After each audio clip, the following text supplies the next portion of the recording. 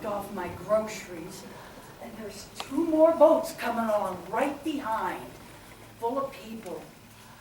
No maids until tomorrow, and all these people arriving today. Oh, calm down, Mother. Everything's shipshape now. Rich folks is queer. I don't know why the Owens wanted to buy this place. Living on an island? Oh, come off it, Mother, and take all that stuff out into the kitchen. They'll be here any minute now. And making that steep climb up to the house an excuse for a drink, I suppose. Well, I better be getting along. Oh, Tom Jr., I forgot to give you the list of guests. Oh, thank you, Mother. Let's take a look. Doesn't look like a very classy lot to me. Miss Vera Claythorne. She'll probably be the secretary. Oh, I don't hold much with secretaries. Worse than hospital nurses. And them filling themselves with airs and graces and looking down on servants. Oh, stop grousing, Mother. And cut along to that fancy, up-to-date, expensive kitchen of yours. Too many newfangled gadgets for my fancy.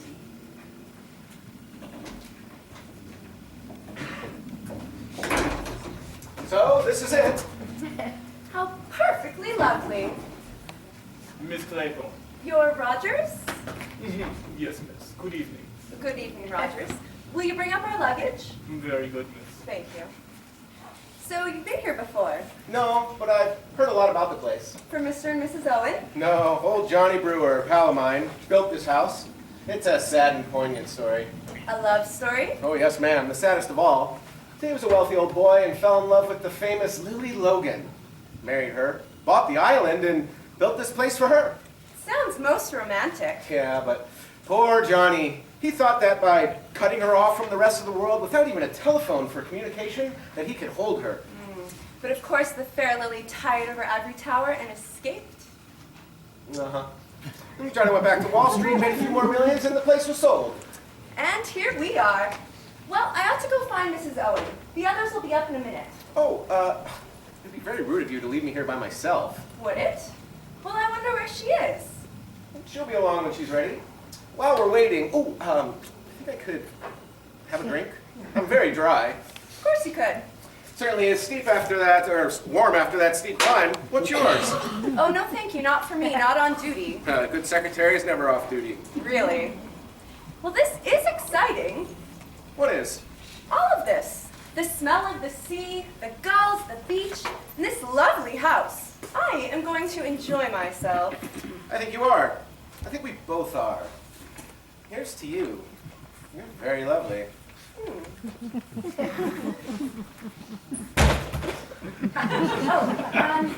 Where's Mrs. Owen? Mr. and Mrs. Owen won't be down from London until tomorrow, miss. Tomorrow? I thought she leaves. I have a list of the guests expected, miss. If you would like to have it, the second boat is just arriving. Thank you. How awful. Say, you will be sweet and help me, won't you? I won't move from your side. Thank you. You know, it seems silly to have brought only us in the first boat and all the rest in the second. That, I'm afraid, was design, not accident. Design? Well, what do you mean?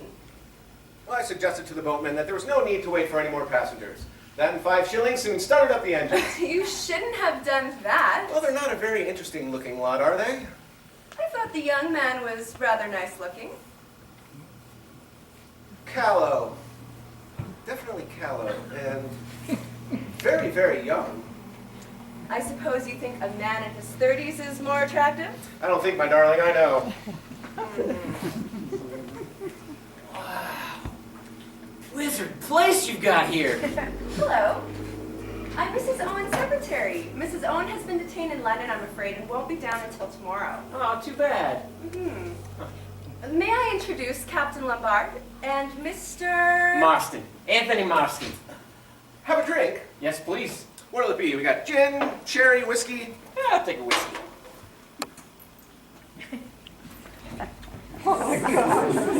Wonderful place you've got here. I'm Mrs. Owen's secretary. Mrs. Owen has been detained in London, I'm afraid, and won't be down until tomorrow. Say when? Wizard. How are ya? Ah, my name's Lombard. Have a drink, Mr. Miss Davis. Davis is the name. Mr. Davis, Mr. Marston. Pleased to meet you, Mr. Marston. Don't mind if I do. Bit of a stiff climb to get up here, but whoo-wee, what a view and what a height. Reminds me of South Africa. Does it? Yeah. What part? Natal, Durban, you know? Really? Well, here's the temperance. So, do you know South Africa? Me? No. Well, that's where I'm from. Guess you could say it's my natal state. Interesting country, I should think. Finest country in the world. You've got your gold and your silver and your diamonds and your oranges. Everything a man could want. Talk about a land flowing with beer and Skittles. Oh, General Mackenzie, isn't it? How do you do? I'm Mrs. Owen's secretary. Mrs. Owen has been detained in London, I'm afraid, and won't be down until tomorrow. Can I introduce Captain Lombard, Mr. Marston, and Mr. Davis. Davis is the name. Whiskey, sir. Yes. Are you in the service? Formerly in the King's African Rifles. Too tame for me during peacetime, I chucked it. Pity. When? Ooh, well, Mrs. Owen. Miss Brent, isn't it? Yes? I'm Mrs. Owen's secretary. Mrs. Owen has been detained in London, I'm afraid, and won't won't be down until tomorrow. Oh, indeed, extraordinary. Did she miss the train? Well, I expect so. Won't you have something, Miss Brent? May I introduce General Mackenzie, Captain Lombard, Mr. Marston, I think you all have met on the boat, and Mr. Davis. Davis is the name. Can I take your place? Oh, Let me get you a drink. Dry martini, glass of sherry. I Whiskey. never touch alcohol. You never touched alcohol. No, and I suppose you know, young man, that you left us stranded there on the wharf. I'm afraid, Miss Brent, that I was to Oh, blame I for that. find it rather extraordinary that Mrs. Owen is not here to meet her guests. Perhaps she's just the kind of person who can't help missing trains. So I reckon she is. No, not at all. Mrs. Owen is not in the least like that. Yeah, perhaps it was her husband's fault. Oh, she hasn't got a husband. Oh, I should like to see my room. Of course, I'll take you there. Oh, Mrs. Rogers is upstairs. She will show you to your room, miss. Oh, thank you, Rogers. Oh, Allow me to take your seat. I'm afraid our host and hostess hasn't arrived, sir. My name's Lombard.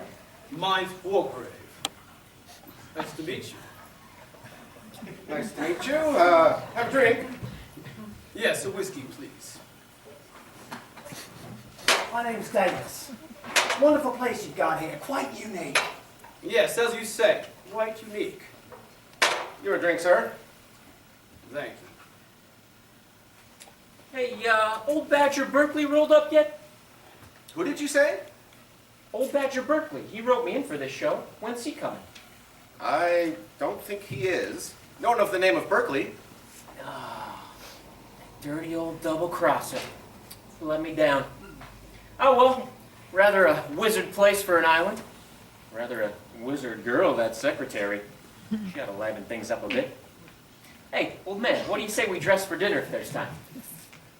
Let's go and explore. Yeah, wizard. Things are a bit on 6s and 7s with the Owens not turning up. Tricky. What? Rather a wizard place for a holiday.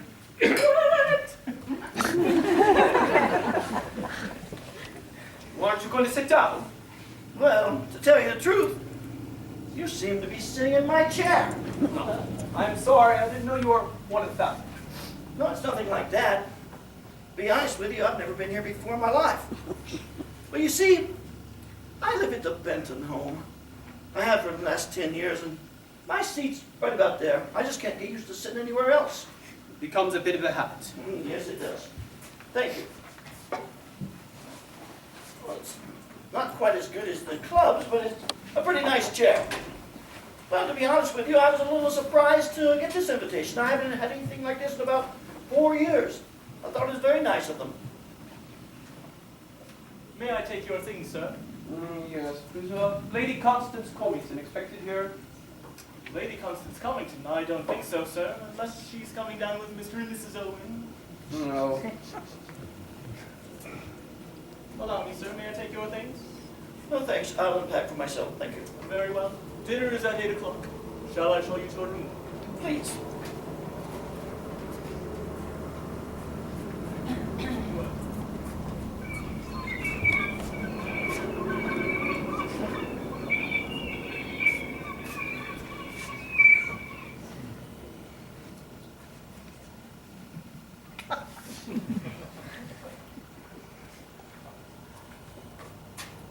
Davis is the name. Mine's Armstrong. Dr. Armstrong, if I'm not mistaken. Why, yes. I knew it. I never forget a face. Don't tell me I've forgotten one of my patients. Oh, no, nothing like that. See, I saw you giving expert advice in court once. Oh, are you a fan of the law? Well, yeah, you know, I'm from South Africa. Naturally, that people from South Africa would be interested in the law. Ah, yes. Care for a drink? No, never touch it. Oh, you mind if I do? Mine's a bit empty. Not at all. Say, I've been taking a look around the island a bit, and I think this is quite a wonderful place we have here. Wonderful. I thought as I was driving across the mainland, what a haven of peace it is. A bit too peaceful for some, I dare say, huh? Wonderfully restful. Wonderful for the nerves. I'm a nerve specialist, you know. Yes, I know that. Did you come down here by train? No, I drove down. Ah, better part of 200 miles, I dare say. How long did it take you? I didn't hurry. I never hurry. Bad for the nerves. Some mannerless young fellow nearly drove me into a ditch near Amesbury. Shot past me at 80 miles an hour. Disgraceful bit of driving. Huh. You must excuse me. I need to have a word with Mr. Owen. Oh, but Mr. Owen isn't... He's not... Yeah.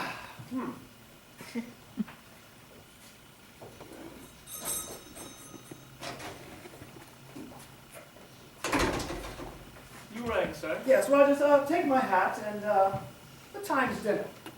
Dinner is at 8 o'clock. In a quarter of an hour. I think tonight dressing will be, well, whatever that is. So, good place you got here, huh, mate? Yes, thank you, sir. So, been here long? Just under a week, sir. Really? Is that all? Yes, sir. You know much about the crowd we have assembled here?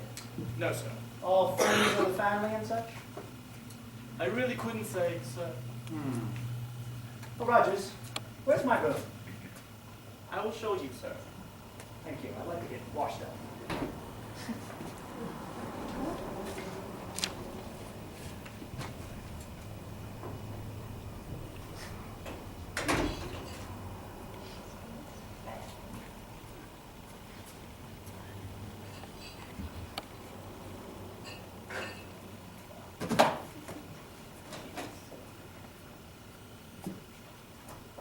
Oh, there you are, Tommy. You ought to clear these dirty glasses, and there's that suitcase over there. Don't you be leaving any more dirty work for me either. I've got a 4-course dinner on my hands and no one to help me. You might give me a hand with the serving. There's a dirty one on there. Ready. Oh, who was that you were talking to, by the way? Davis! South African gentleman. No class, if you ask me, and no money either. I don't like him. Don't like any of them much. Davis gives out he's a millionaire or something. You should see his underwear. Gets him at Walmart. They remind me of the bunch at the boarding home. Well, the wages are good. So they ought to be. Catch me going into service again unless the money was good. But I'll tell you this, Tom Jr., I'm not staying any place where I'm put upon. Cooking's my business. I'm a good cook. Oh, first rate, Mother. The kitchen's my place and housework's none of my business. All these guests, what do they think we are? Well, if I feel any more put upon, I'm going to put on my hat and coat and walk straight out of here back to Plymouth. But you can't do that, Mother. Oh, who says? Why can't I? I'd like to know. Because, Mother, had you forgotten, you're on an island. Yes, and I don't know as I fancy being on an island. I can't say that I do either, come to that. But it's double wages on account of the difficulties, and there's plenty of Perrier in the house. Oh, that's all you care about, your fancy bubbly water. Now stop nagging, Mother, and get back to that kitchen, otherwise that dinner's going to be spoiled. It'll be still spoiled anyway, I expect. Everybody's going to be late. Wasted on them anyway. Thank goodness I didn't make a souffle. Oh, dinner won't be a minute, miss. Just a matter of dishing up. Thank you.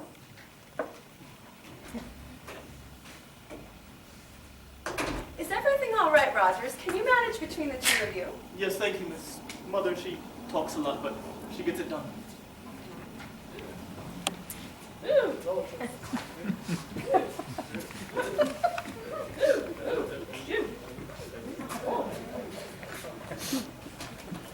what a lovely evening. Oh, yes, the weather seems rather settled. How plainly one can hear the sea. Oh, pleasant sound. Hardly a breath of wind, and deliciously warm. Not like England at all. Oh, I might think you're a tad bit uncomfortable in that dress. Oh, no, Oh, it's rather tight, isn't it? I don't think so. Oh, well, you'll excuse me, my dear, but you're a young girl and you've got your living to earn. Yes? Well, a well-bred woman should not like her secretary to appear flashy. It looks as though as if you're trying to attract the attention of the opposite sex. And would you say that I do attract them, Miss Brent? Oh, that's besides the point. A young woman who dresses like that to attract the attention of other men shan't keep their job long. Surely that depends who she's working for. Oh, really, Miss Claythorne? Aren't you being a little unkind? Oh, young people these days behave in the most disgusting fashion. Disgusting? Yes, all these low-backed evening gowns and lying half-naked sunbathing on the beaches. It's just an excuse for immoral behavior. Oh, familiarity, Christian names and cocktails. Oh, look at these young men these days, decadent. Look at that young Marston. What good is he? And Captain Lombard. What do you object to in Captain Lombard? I should say he's a man who's led a very varied and interesting life. That man is nothing but an adventurer. Oh, this younger generation is no good. No good at all. So you don't like youth, I see. What do you mean? I was just remarking that you don't like young people. And is there any reason why I should, pray tell? Oh, no, it just seems to me you must be missing an awful lot. Oh, you're very impertinent. Sorry, but that's just what I think. No, well, the world will never improve until we stamp out immodesty. Oh. Quite pathological. Oh, what did you say? Nothing. Oh. What about the old boy? I'd say it looks rather like a tortoise, don't you think so? Yeah, all judges look like tortoises. They have that venomous way of darting their heads in and out. Sir Justice Wargrave is no exception. I didn't realize he was a judge. Oh yes, why, he's probably responsible for sending more people to their grave than anybody in England. Oh, hello you. Oh, the two of you know each other. Mr. Armstrong, Miss Claythorne. Hello. Armstrong and I just decided that old boy Wargrave looks just Yes. like... I heard you, and so did he, I think. Oh, Sir Lawrence. Miss Brent, isn't it? Yes, I'd like to have a word with you. Perhaps we could step outside. Yes, it's a remarkable evening outside. Absolutely wizard car. A supercharged sports Varletti Carlotta. You don't see many of those out on the road these days. Wow. I can get over 100 out of her. What? Come down from London? Yep. 208 miles, and I did it in a bit under 4 hours. What? Too many cars on the road, though, to keep it up. There's 90 going over Salisbury Plain. Not too bad, huh? I think you passed me on the road. Oh, yeah? Yeah, you almost drove me into a ditch. Oh, did I? But you were footling along in the middle of the road. Footling? Me? Footling? Alrighty then. How about a trick, huh? Yeah, good idea. Will you have one? No, I'm good, thank you. Hello, Mrs. Owen. Why, Mrs. Owen? You would make the most attractive wife for any wealthy businessman. Do you always flirt so outrageously? Always. Well, now we know. Say, what's all this Brent talking to the judge about? She nearly tried to buttonhole him upstairs. I don't know. Funny, she seemed so definite that there was no Mr. Owen. You don't think that Mrs. Owen ever, that there isn't, that they aren't? What, married, you mean? You know, it's a damn shame we don't know each other. Could have given you a lift down. Yes, that would have been grand. I'd like to show you what I can do across Salisbury Plain. Tell you what, why don't we ride back together? Yes, but But it seems a damn shame. I've got an empty car. Yeah, but she likes the way that she's going back. Look, Besides- aren't they sweet? These 10 little China soldiers. Oh, they must go with this rhyme here. 10 little soldier boys going out to dine. One choked his little self, and then there were 9. 9 little soldier boys sat up very late. One overslept himself, and then there were 8. 8 little soldier boys traveling in Devon. One got left behind, and then there was 7. Ladies and gentlemen, silence please. You are charged with these crimes that you did respectively and at diverse times commit the following. Dr. Edward Armstrong, that you did cause the death of Louisa Cleves. William Bloor, that you brought about the death of James Lendor. Emily Brent, that you were responsible for the death of Beatrice Taylor. Vera Claythorne, that you killed Peter Hamilton. Philip Lombard, that you were guilty of the deaths of 21 men, members of an East African tribe. John Mackenzie, that you sent your wife's lover, Arthur Richmond, to his death. Anthony Marston, that you were guilty of the murder of John and Lucy Combs. Thomas Rogers and Ethel Rogers, that you brought about the death of Jennifer Brady. Lawrence Wargrave, that you were guilty of the murder of Edward Seaton.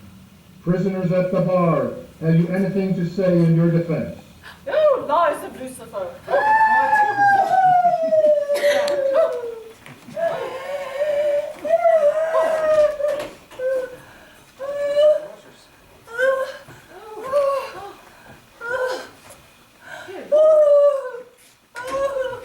If I may say, if I may speak to her mother, everything's all right. Come on. Snap out of it, woman. Snap out of it. Get some brandy. She'll be all right. Rogers, get some brandy.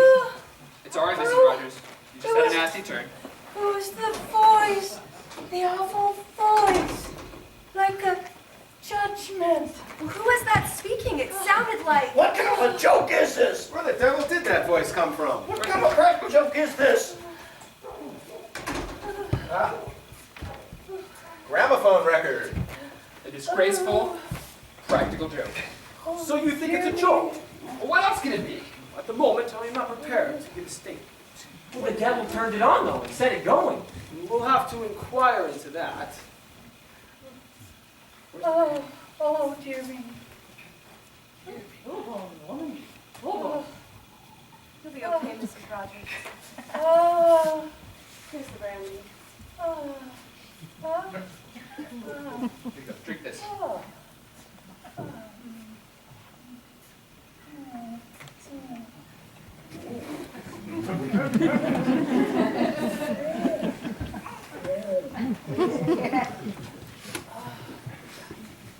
I feel all right now. It gave me a turn. Well, yes, of course, it gave me a turn too. I would like to know why. Who put that record on the gramophone? Was it you, Rogers? I was just following orders, sir. Orders from who? Mr. Owen. Let me get this clear. Mr. Owen's orders were what exactly? I was to put a record on the gramophone in the study, and then I'd find the record in a drawer, in there. A very remarkable story. It's the truth, sir. By God, it's the truth. I didn't know what it was, not for a moment. It had a name on it. I thought it was just a piece of music. Is there a title? A title? Yes, sir. It's entitled Swan Song. Preposterous. Absolutely preposterous. Slinging accusations around like this. Something's got to be done about this fellow, Owen, whoever he is. Well, that's just it. Who is Mr. Owen? That is exactly what we'll have to get into very carefully. But may I suggest, Roger, you take your mother upstairs to rest. Yes, sir. And then come back down here as soon as possible. I'll give you a hand. Will she be all right, Doctor? Yes, quite all right. Don't know about you, Sir Lawrence, but I feel like I could use another drink. Oh, I agree. I'll get him. Preposterous. Absolutely preposterous. Oh, the alcohol. Oh. Whiskey, Charles? Yes. Oh, I should like a glass of water, please. Yes, of course. I'll get it, Miss Brent. Thank you. And I'll have a little whiskey, too. She'll be all right. I've given her a sedative. Now then, you'll want a drink after that, Doctor, won't you? No, thank you. I'd never touch it. Please. Now then, Rogers, let's get down to the bottom of this. Tell us everything you know about this Mr. Owen. He owns this place, sir. Well, I am aware of that fact. What I want you to tell me is what you yourself know about the man. I can't say, sir. You see, I've never seen him. What do you mean you've never seen him? We've been here just under a week, sir. My mother and I. We were engaged through a letter, through a registry office. Have you got the letter? The letter engaging us. Yes, sir.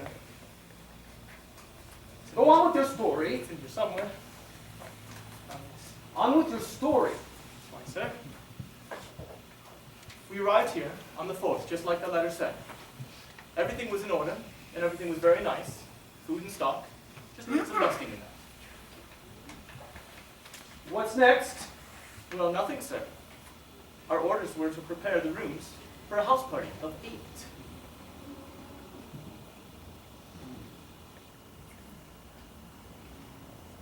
Ritz Hotel, Ulick, Norman, Owen. Written on a Coronation No. 5 typewriter. Fairly new, no defects. Ensign paper number 5. We won't get much out of this. We could check it for fingerprints, but it's been handled too much. Quite the little detective. Yeah, got some fancy Christian names here. Ulick Noman Owen. That's quite a mouthful. I'm obliged to you, Mr. Marston, for pointing out a curious and suggestive point. But at the moment, I think it would be profitable if each of us explain exactly how we've been brought. Well, there was something very peculiar about all this. I received a letter from a woman who purported to have met me 2 or 3 summers ago at a summer resort. I took the name to be Ogden. I am very certain that I have never met nor become familiar with anyone by the name of Owen. And have you got the letter? I'll fetch it for you. Oh. Miss Claythorne. Yes, well, I've never actually met Mrs. Owen. I wanted a holiday post, and I applied to a secretarial agency, Miss Grenfell's in London. I was offered this post and accepted. So you never met your prospective employer? No. I happen to have the letter right here. Thank you.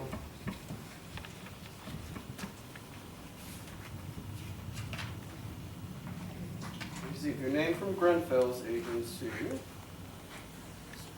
Here, goes £5. Una Nancy Owen. Thank you. Yeah. Mr. Marston. I don't actually know the Owens. I got a wire from an old pal of mine, Badger Berkeley. It surprised me a bit because I thought the old horse had gone to Norway. I hadn't got the wire. Thank you. Dr. Armstrong. Well, in the circumstances, I think I may admit that my visit here was professional. I received a letter from Mr. Owen informing me that he was concerned about his wife's health, her nerves to be exact. He wanted a report without her being alarmed. He therefore suggested that my visit should be considered that of any ordinary guest. So you had no previous acquaintance with the family? No. But you obeyed the summons without hesitation. A colleague of mine was mentioned, and a very handsome fee was suggested. I was due for holiday anyway.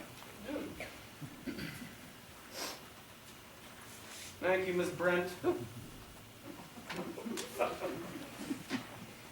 Ms. Brent, remember me? Guest English cooking.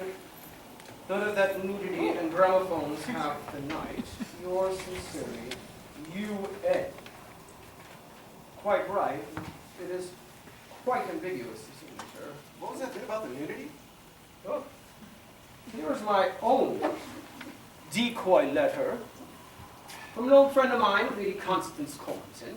She writes in the usual vague and incoherent way, urges me to come here, and refers to our host and hostess in the vaguest of terms.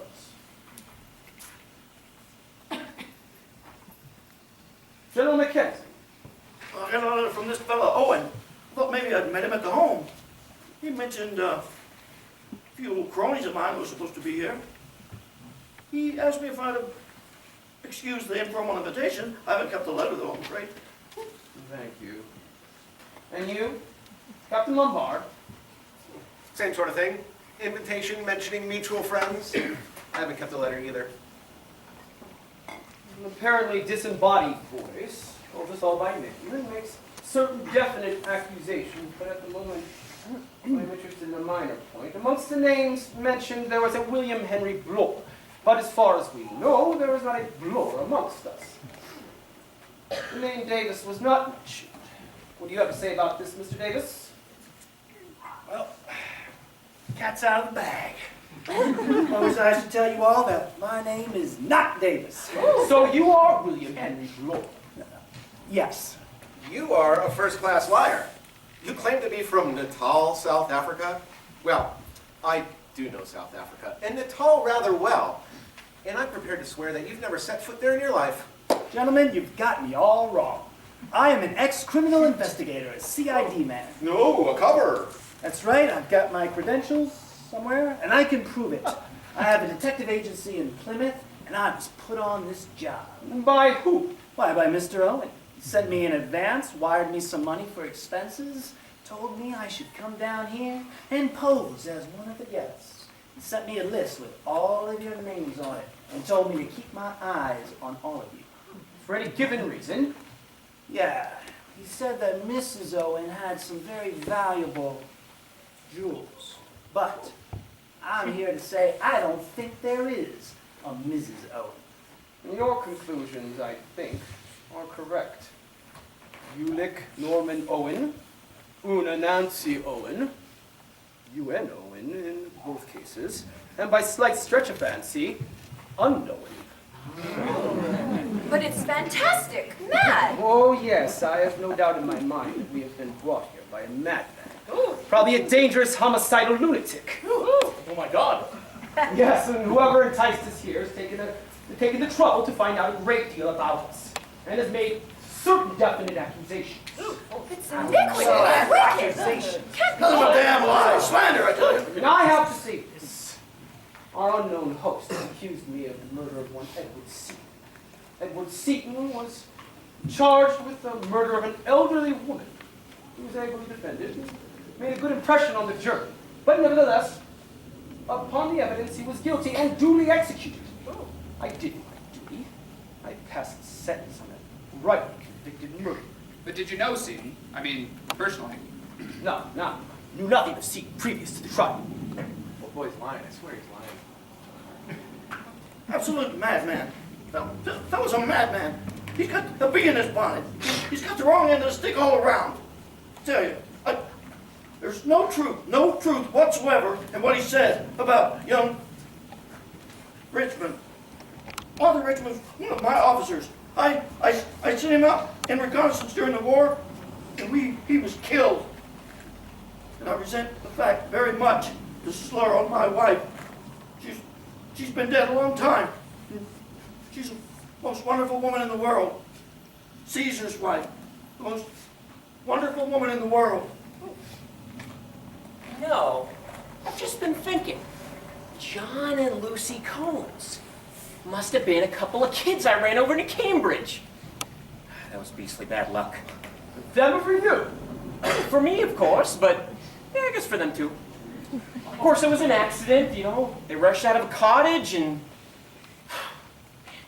I lost my license for over a year. Beastly nuisance. This speeding is all wrong. All wrong! Young men like you are a danger to the community. Oh, it was an accident. Sir, may I say something? Go ahead, Rogers. There was a mention, sir, of myself, my mother, and of Miss Jennifer Brady. There isn't a word of truth in it. We were with Miss Brady at the time she died. There was a storm, sir. The telephone was out of order. We had no way of phoning the doctor, so I went for him on foot. But we got back too late. We had done everything possible for her. Devoted to her we were. Anyone would tell you the same. There was never a word said against us. Never a word. I don't suppose you came into a little something, inheritance upon her death, did you? Miss Brady left us a legacy in recognition of our faithful service. And why not, I'd like to know. What about you, Mr. Lore? What about me? Your name was on the list. Oh yeah, the lender guy. I was the London bank robber. Yes, I remember the name. It didn't come before me. Lender was convicted on your evidence. You were the officer in charge of the case. Yes, my lord. Lender was put away for life and died in Dartmoor a year later. He was guilty. The case was clear from the start. You were complimented, I think, on your able handling of the case. Yes, I got my promotion. I was only doing my duty. Convenient word, duty. What about you, Doctor? Close? Close? The name means nothing to me. I can't remember ever having a patient of that name or it being associated with a death in any way. It's a total mystery. May have been one of my surgery patients. So many of these people, they come late and when they die, it's always the surgeon's fault. Then it's better to give up surgery and pick up nerve cases. Some, of course, give up drink. I protest. You have no right to insinuate such things. I never touch alcohol. My good fellow, I never suggested that you had. Anyways, Mr. Owen is the only one with all the facts. Miss Claythorne. I was nursery governess to Peter Hamilton. We were in Cornwall for the summer. He was forbidden to swim out far. One day when my attention was distracted, he started off. As soon as I saw what happened, I swam after him. I couldn't get there in time. Was there an inquiry? Yes, I was exonerated by the coroner. His mother didn't blame me either. Thank you. Miss Brent? No, I have nothing to say. Nothing? Nothing. So you reserve your defense? There is no question of defense. I have always acted in accordance to the dictates of my conscience. What a law-abiding lot we all seem to be. We're waiting for your story, Captain Lombard. I haven't got a story. What do you mean? Well, it's just that I plead guilty. What? Yeah, it's perfectly true. I left those natives alone to die in the bush. Oh, you abandon your men? Not quite the act of a proper gentleman, I'm afraid. But, after all, self-preservation is a man's first duty. And natives don't mind dying, you know? They don't feel about it as Europeans do. Our weary rest is there. Now then, Rogers, is there anyone else on this island besides ourselves and you and your mother? No one, sir. Are No you one sure at of all. that? Are you sure of that? Quite sure, sir. Thank you. Don't go, Rogers. I'm not yet clear as to the purpose of our unknown host in getting us to assemble here, but in my opinion, he is not sane in the accepted sense of the word. In my opinion, he may be dangerous. Oh. I think we should all try to leave this place as soon as possible. I suggest we leave tonight. Yes. I beg your pardon, sir. But there's no boat on the island. What? No boat at all? That's correct, sir. And no telephone to the mainland? There is no telephone. The boat arrives in the morning, and we give them our orders for the day. Oh, come on. We ought to ferret out this mystery before we go. The whole thing's like a detective story. It's positively thrilling. At my age, I have no interest in thrills. Legal life's narrowing. I'm all for thrills. Here's to it, everybody. Oh.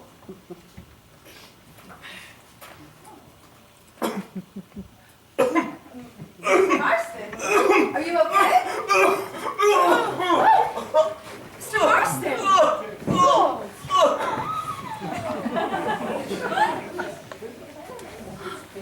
God, he's dead.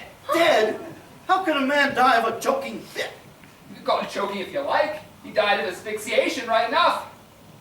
I never saw anybody just die from choking. Oh, in the middle of life, we are in death. Marston's death is not what we call a natural death, Governor Mackenzie. He did not die of a mere choking fit. Was there something in his whiskey or something? Yes, cyanide. From the smell of it, potassium cyanide works almost instantaneously. Well, then he had to have put the stuff in the glass himself. Oh, suicide? Suicide. That's peculiar. Well, you'd never think he'd be one to commit suicide. He was so alive, he was enjoying himself. Oh, look! Oh, there's one of the little soldiers off the mantelpiece. It's broken.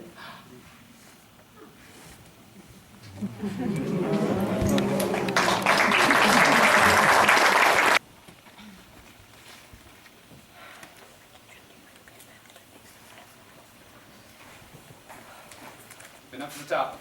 No sign of the boat yet. It's very early still. How's the weather looking? Well, the wind's freshened up a bit. Rather a cloudy sky. Old boy on the train this morning said we're in for some nasty weather. I wonder if he's right. I wish that boat would come. The sooner we get off this island, the better. It's absurd not having a boat on an island. Now there's no proper harbor. Wind coming in from the southwest would just dash a boat upon the rocks. No, but a boat would always be able to make us from the mainland. It's exactly what it wouldn't do, Miss Brent. Oh, you mean to say we're cut off from the land? Yes. We've got tin goods and biscuits and candles, just enough for a storm to blow itself out. Oh, I think the advantages of living on an island are rather overrated. Well, I needn't worry. The sea's only a bit chill. I wonder if the boat's coming. It's annoying the way the house is built slap up against the cliff. You can't see the mainland until you climb up to the top. Should we head up again? No use, Doctor. A watched pot never boils. Plus, we were just up there, and there was no sign of any boat. Where's Rogers? He's got to be about. If you ask me, Mr. Rogers did not have a beautiful day in the neighborhood. I know. Ghastly. The whole thing. Ghastly. I bet him and his mom did do that old lady in. No, you really think so? Yeah, I've never seen a man look so scared. Guilty as hell, I say. Fantastic. The whole thing's fantastic. You think he might have opted? Who, Rogers? But how could he? There's no boat on the island. You just said so yourself. Yes, but we only have his word for that. Suppose there is a boat, and he took off on it first thing this morning. Oh, no. No. He would never be allowed to leave the island. Sleep well, General? I dreamed. I'm sure you did. I dreamed of Leslie, my wife. Where is that boat? Suicides and gramophones and soldiers. It's about all a man can handle. I will not be upset to see the backside of Soldier Island when that boat gets here. You don't seem to understand. How strange. What's that, General?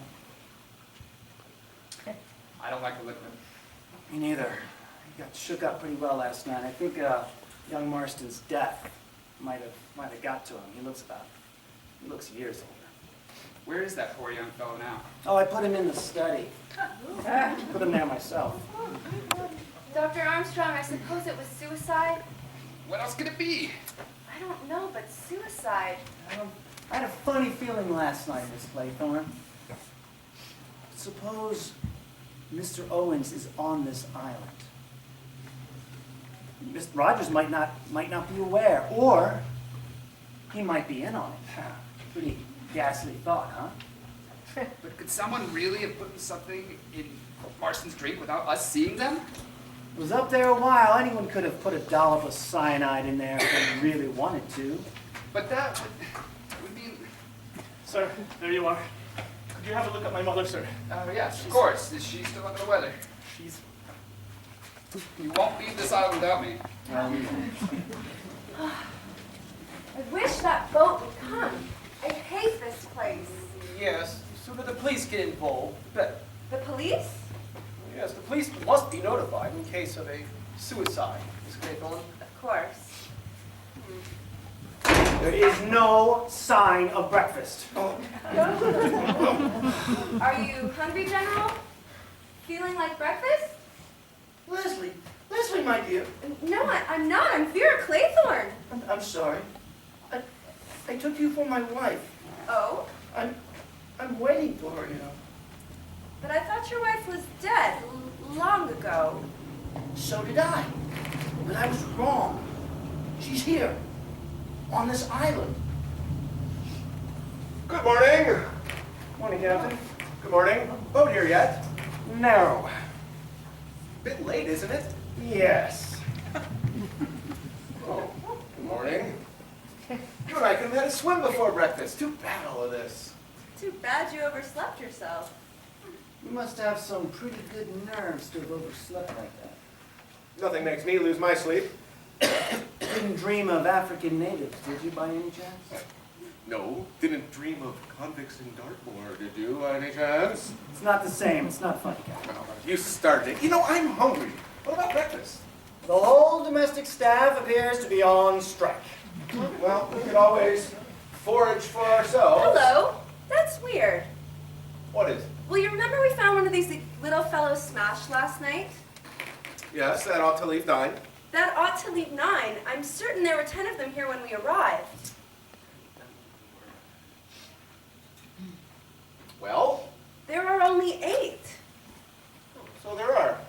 Well, I think it's queer, don't you? Probably only were 9 to begin with. We assumed there were 10 because of the rhyme.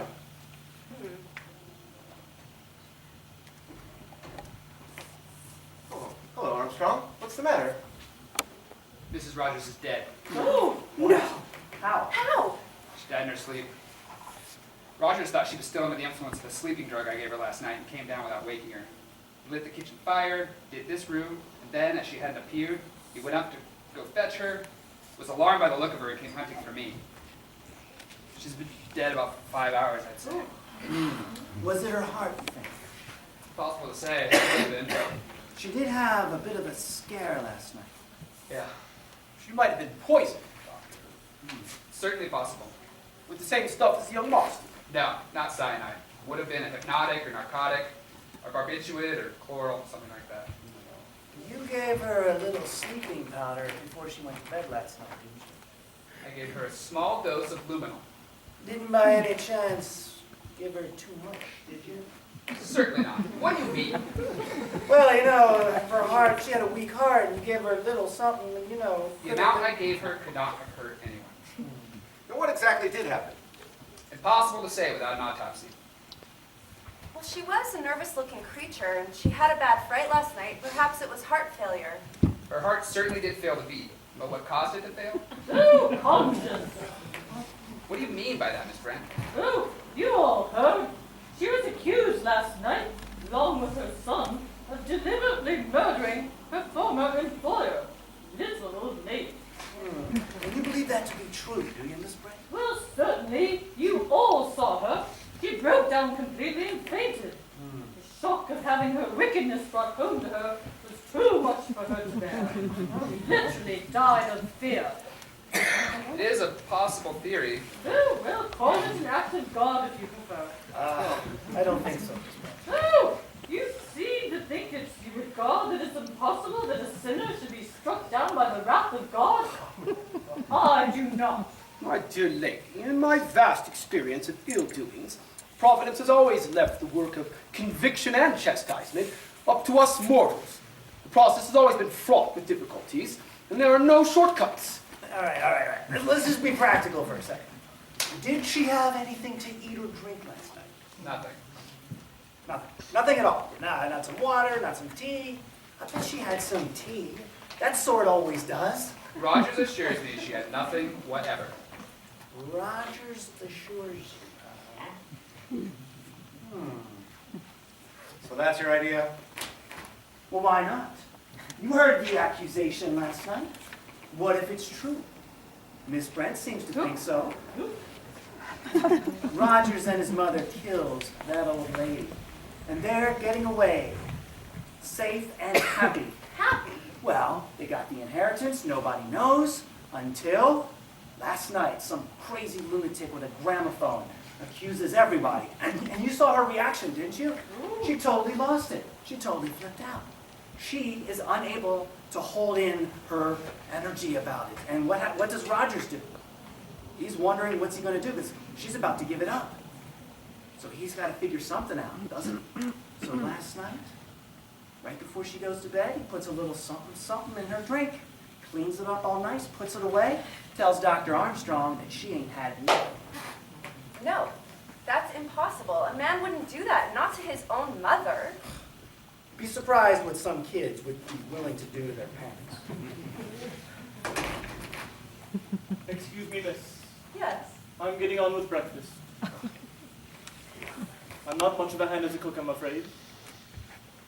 It's lunch that's worrying me. Lunch? Would cold tongue and gelatin be satisfactory? And I could cook up some fried potatoes. And there's also some tinned fruit and cheese and pretty good biscuits. Yes, that will be fine, Rogers. Thank you. Lunch? Lunch? We're not sticking around here for lunch. And where the hell's that boat anyway? Oh, Mr. Lord. What? Oh, pardon me, sir. What? The boat won't be coming. What? The delivery boat is always here before 8. Miss, is there anything else you require? No, thank you, Rogers.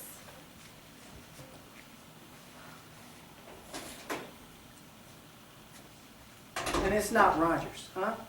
His mom is dead upstairs. And he's making breakfast and talking about tinned tongue for lunch. And then he tells us that the boat isn't coming. What the hell does he know? Mr. Lord. What? I insist. Don't you see, Mr. Bloor? He's just carrying on automatically as a good servant would. He's dazed. He's pulling a fast one, believe me. We are deliberately being cut off from help. You're wasting time. Wasting time. There's very little time. What's that, John? You're wasting time talking about things that don't matter. Why do you think the boat hasn't arrived? I think the ubiquitous Mr. Owen has given orders. What, that it's a practical joke or something of that matter? Oh, come on. He wouldn't fall for that, would he? Why not? Soldier Island's got a reputation for people having crazy parties. It's just one more crazy idea, that's all. Probably thinks it's all a big joke. Couldn't we light a bonfire up at the top of the island so that they'd see us? That's probably been provided against. All signals are to be ignored. We are cut off. All right. Can we do something? Oh, yes. We could do something. We could find the funny gentleman who staged this little joke, Mr. Unknown Owen. I'll bet anything you like he's somewhere on this island. And the sooner we get a hold of him, the better. Because in my opinion, he's mad as a hatter.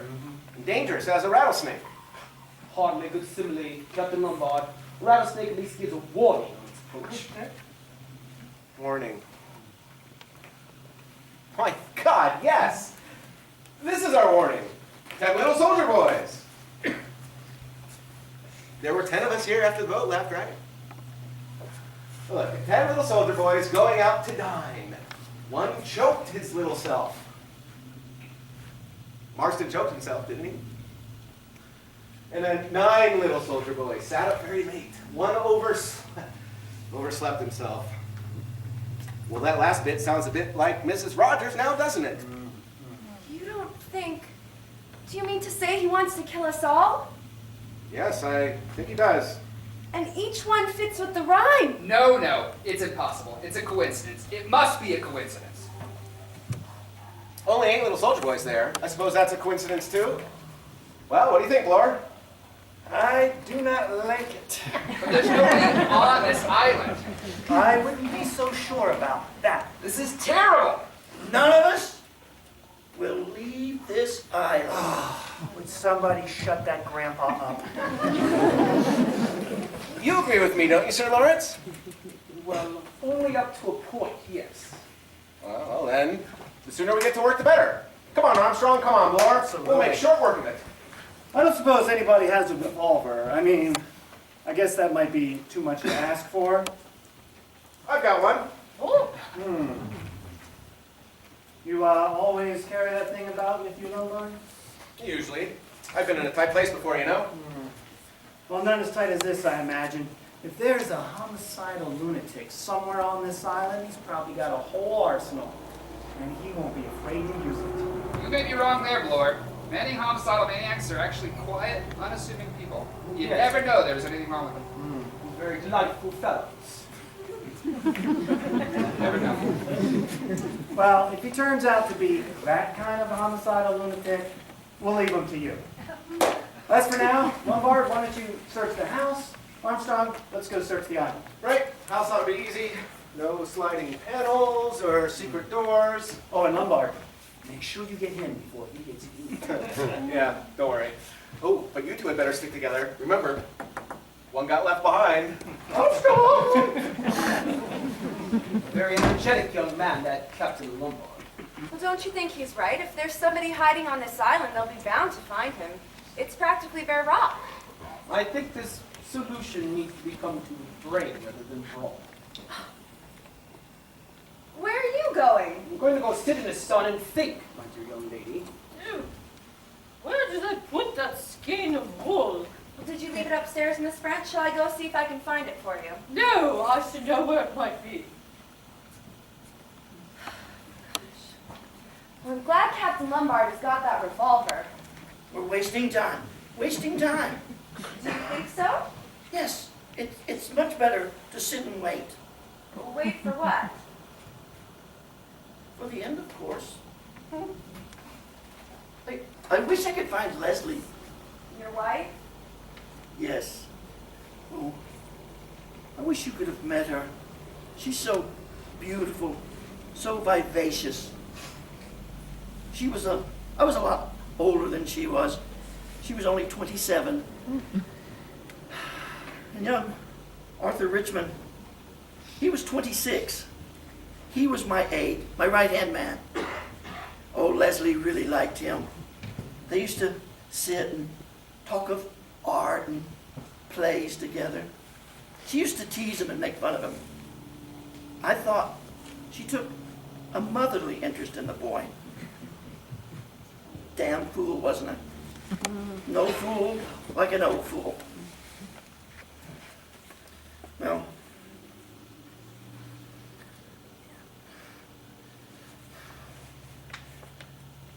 it was like a book, the way I found out. I was out in France. She wrote to both of us. She put the letters in the wrong envelope. So I found out. Oh, no, General. It's all right, my dear. It was a long time ago. But you see, I loved her very much. I believed in her. I never told him. I let it grow in here. A silent rage. Damn young hypocrite. I liked the boy. I trusted him. I wonder what the others are doing. I sent him to his death. Oh. It was easy. It was easy in that time. You see, mistakes were being made all the time. All one could say was, I'd lost my nerve a bit. I'd made a blunder. I'd sacrificed one of my best men. It was easy. Leslie never knew. I never told her. But somehow, things weren't the same anymore. Nothing was ever real. She died of pneumonia. She had a heart-shaped face and gray eyes and brown hair that curled. Don't. Oh, it was murder, all right. Curious murder. And I'd always been such a law-abiding man. He got what he deserved.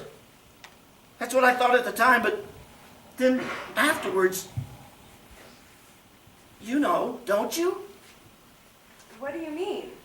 I thought you would understand. I thought you could relate. I thought you would be happy that the end was coming. We're all going to die, you know. I don't know. You're young. You haven't reached the point yet where you have the relief, the blessed relief that you're done with it all.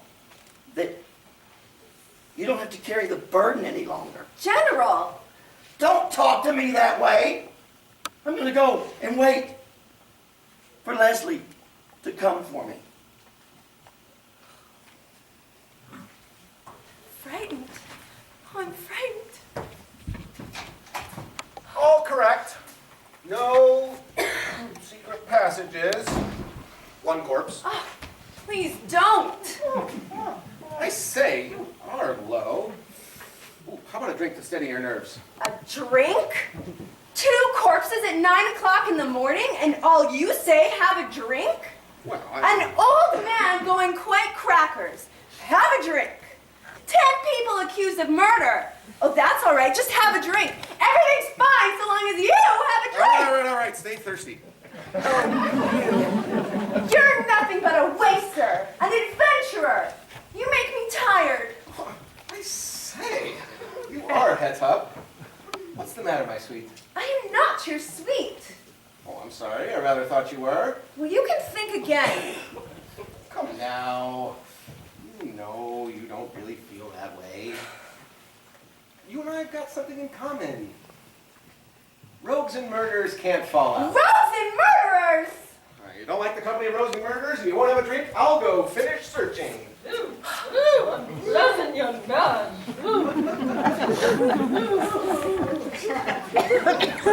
Can't find it anywhere. Oh, is something the matter? I'm worried about the general. He really is ill, I think. Oh, looking out for the boat, General. Oh, this sin has found him out. Don't. Oh, one must face the facts. Can any of us afford to throw stones? Well, even if his wife was no better than she should have been, and Lord knows she was a depraved woman, he had no right to take judgment into his own hands. Yeah? Well, what about Beatrice Taylor? Who? That was the name, wasn't it? Oh, you're referring to that absurd accusation against myself? Yes. Well, now that we're alone, I have no objection to telling you the facts of the case. Indeed, I should like you to hear them. It was not a subject fit for gentlemen's ears, so naturally I said nothing last night. But that girl, Beatrice Taylor, was in my service. I was very deceived by her. She was well-mannered and clean. I was very pleased with that. However, that was nothing but the sheerest hypocrisy. She was a loose girl with no moral values. Disgusting. And it wasn't long before I found out that she was in trouble. It came as a great shock to me, for her parents were very decent people who had brought her up strictly. I'm happy to say they did not condone her behavior. Well, what happened? Well, naturally, I refused to have her under my roof.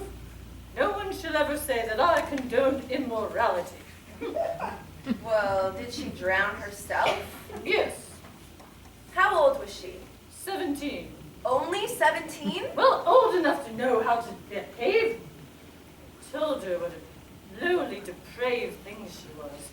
I told her that no person of any moral standing would have her in their home.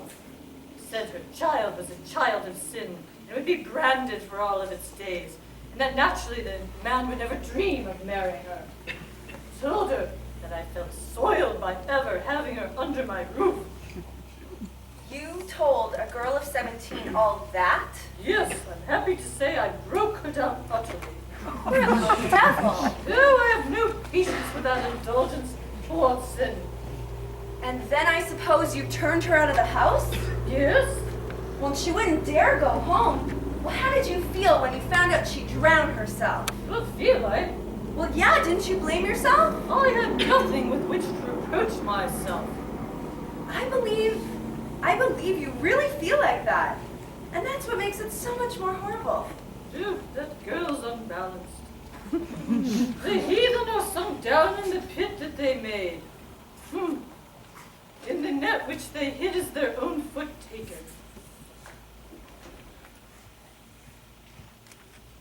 The Lord is known by the judgment he executed, and the wicked is snared in the work of his own hand.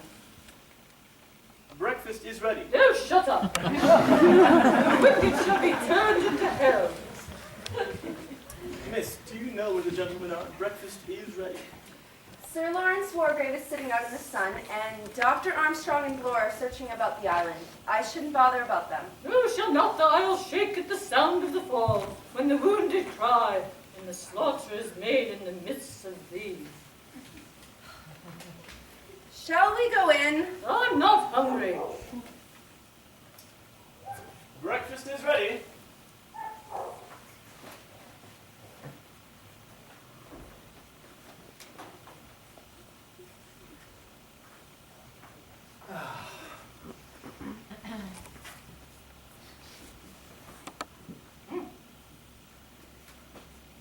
Read your Bible.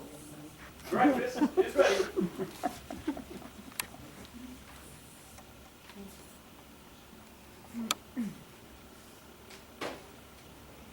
Well, breakfast is ready.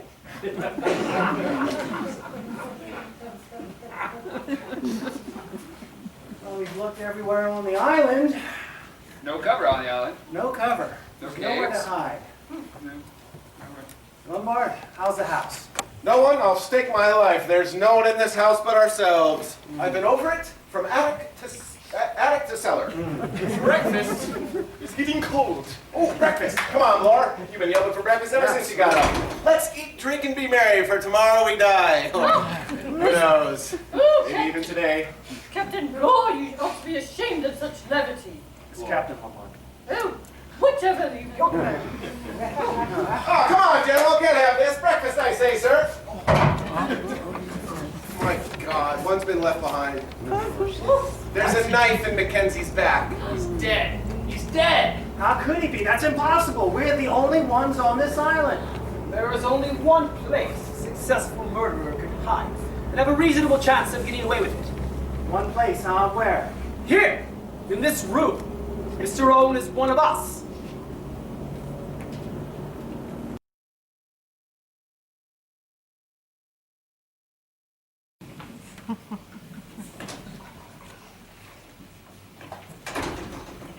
Lawrence, Well, Mr. Bloor, I've been thinking about what you said this morning.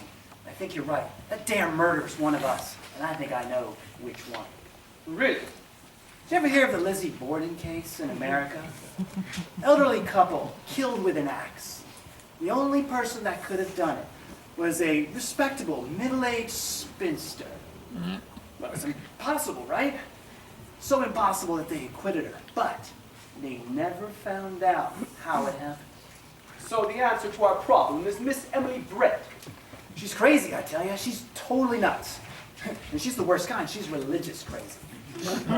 She's the one. We got to keep our eye on her. Really, I formed the opinion that your suspicions were in another court. Yeah, well, I've changed my mind, and I'll tell you why.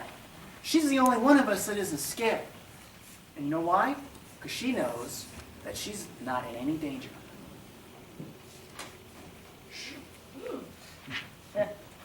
We've made some hot coffee. Oh, it's cold in here.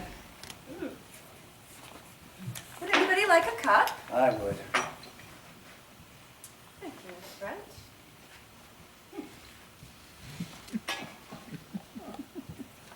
Miss Brent's. Allow me. Thank you. Thank you, madam. You were right to insist on our going to lunch and drinking a little brandy with it. I feel better. The court always adjourns for lunch. All the same, this is a nightmare. It just seems as though it can't be true. What are we going to do about it? We'll have to hold an informal court inquiry and try to eliminate some of the innocent people. Do you have a hunch? If Miss Claythorne suspected one of the three of us, that would be a rather awkward question. I'm sure it isn't any of you. If you asked me who I suspected, I would say Dr. Armstrong.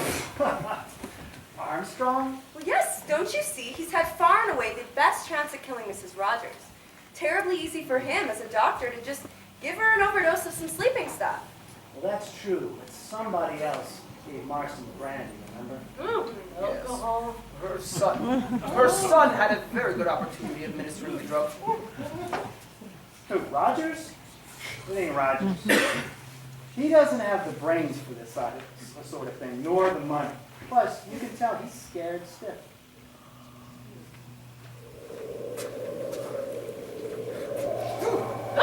It's something like a storm out there. Oh, it's only you.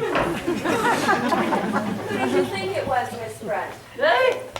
Beatrice Taylor. No hope of rescue till this dies down. Ooh, is that coffee? Good. Would you like some? Yeah, you see, I'm taking the coffee now. Such restraint in the face of danger is nothing short of heroic. Here you are. Well, you're terribly wet. Is anybody here a swimmer? How far do you think it is to the mainland? It's over a mile, and in this sea you'd be dashed on the sea and drowned on the rocks. Drowned in a pond. I beg your pardon. Brent? Oh, thank you, Judge. Very fine. Take an afternoon nap, Miss Brent. Oh, it's terribly cold in here. I could light the fire if you'd like, miss. That would be a good idea, Rogers. Very sound scheme, Rogers. Excuse me, but does anyone know what's become of the top bathroom curtain? Really, Rogers? Are you going bats now, too? The top bathroom curtain. Yes, sir. Scarlet oil silk. It's missing. Has anyone seen a scarlet oil silk bathroom curtain? No good, I'm afraid, Rogers. Oh, no matter, sir. It's just a little bit odd, is all. Everything on this island is odd. I think what I need to do is go fetch some sticks and a few knobs of coal to get a nice fire going.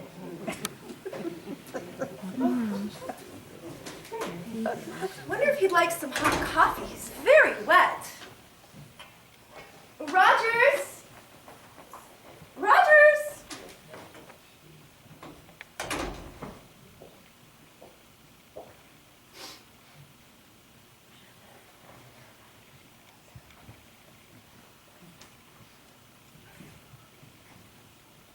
Drowned in a pond.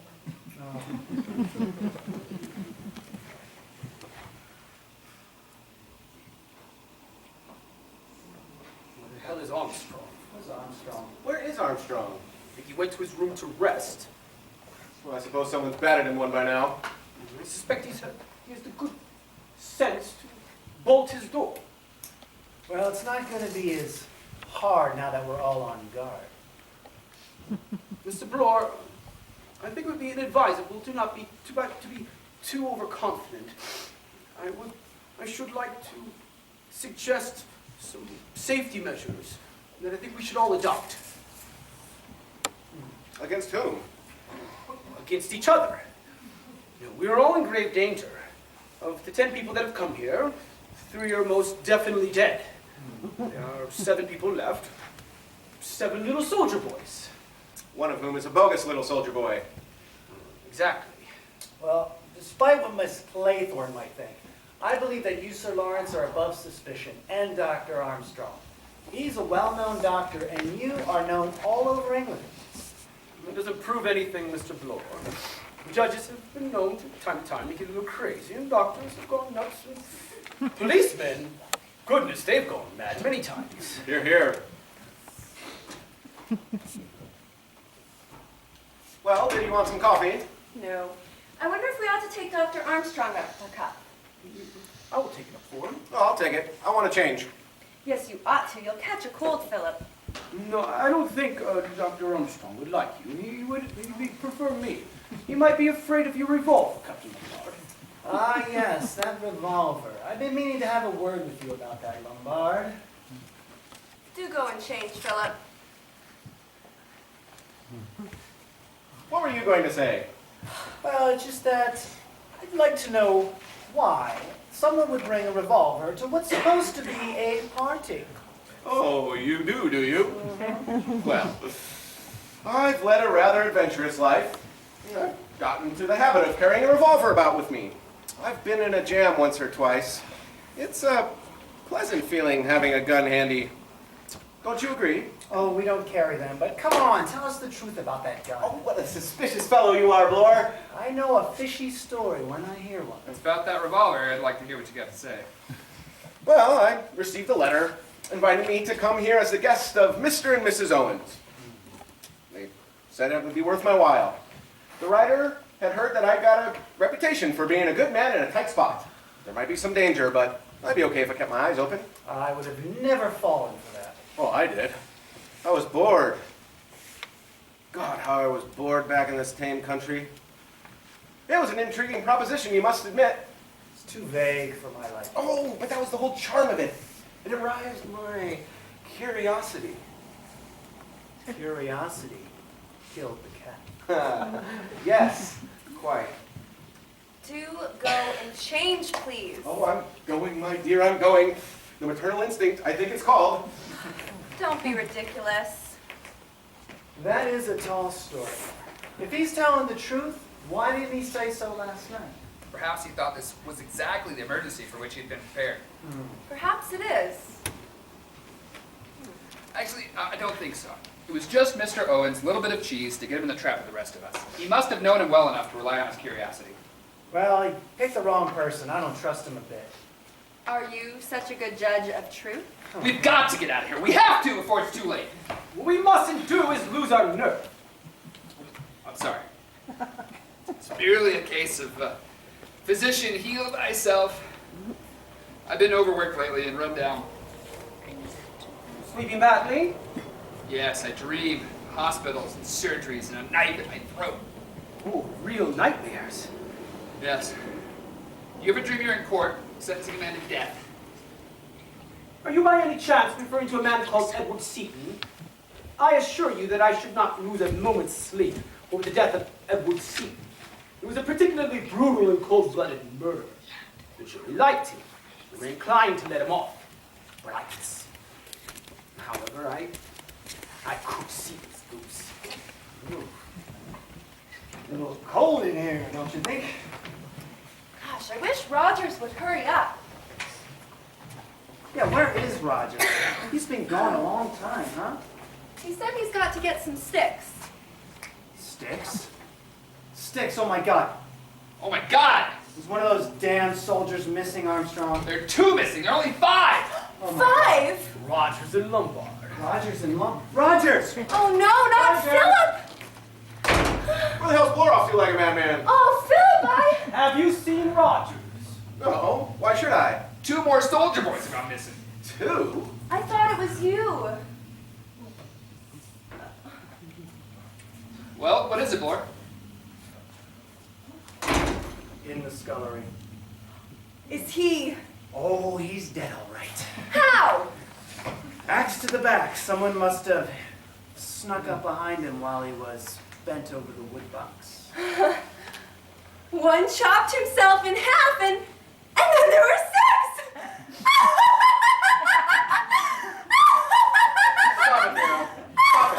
Stop it, Vera.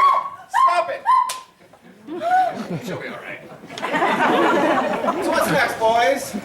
Bees? Do they keep bees on the island? Nope. Well, that's the next verse, right? 6 little soldier boys playing with a hive. A bumblebee stung one.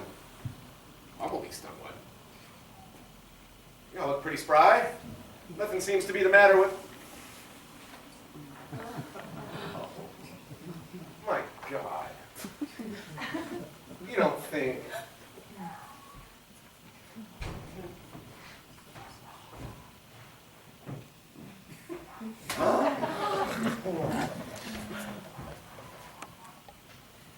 A hypodermic syringe. Martin Beast. Well, she was sitting there. One of us. One of us. Which of us?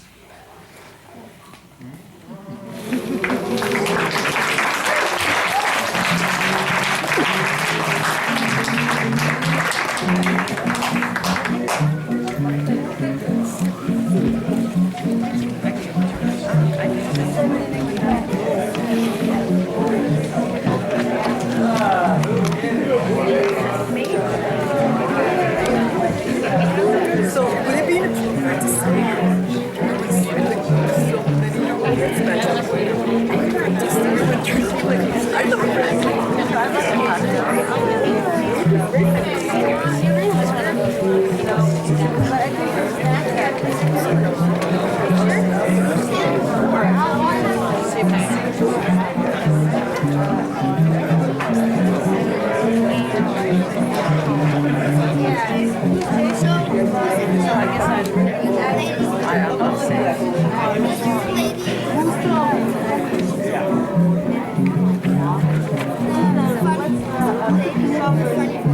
Yeah.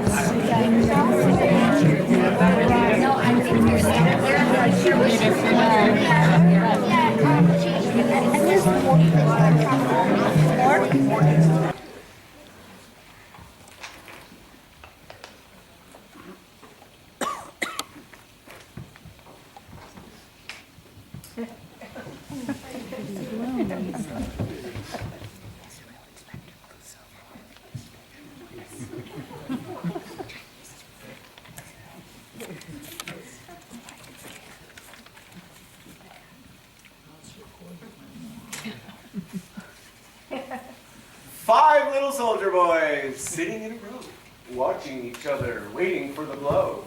New version up to date. I hardly think this is a moment for facetiousness. We'll have to relieve the gloom. Damn that electric plant for shutting down. How about we play a nice round game? We could invent one called Suspicions. A suspects B, B suspects C, and so on. Let's begin with Blore. It's not difficult to guess who Blore suspects. It sticks out a mile. I'm your fancy, aren't I, Blore? I wouldn't say no to that. Well, you're quite wrong, you know. Abstract justice just isn't my line. If I committed murder, there'd have to be something in it for me. It's just that you've been acting suspicious from the start. You have multiple stories. You say you're from Africa and then not from Africa. You come here with a revolver, and now you say you have lost it. I have lost it. A likely story. What do you think I've done with it? I suggested myself that you should search me. Oh, you don't have it on you. You're too clever for that. But you know where it is. Oh, you mean I've cached it? Ready for next time? Yeah, I wouldn't be surprised. Why don't you use your brains, Blore? If I wanted to, I could have shot the lot of you by this time. Pop, pop, pop, pop, pop, pop. Yes, but that's not the crazy little idea now, is it? The crazy touch. My God, man, I'm sane enough. Dr. Armstrong himself said some of the most craziest lunatics you'd never know were lunatics. I'd say that's true enough. We can't just sit here doing nothing. Surely there's something we can do. We can go up and light a bonfire. But in this weather? No, I think it is a question of time and patience. The weather will clear, and then you can do something. We can light bonfire, send a signal, heliograph. Question of time. Time? We will all be dead.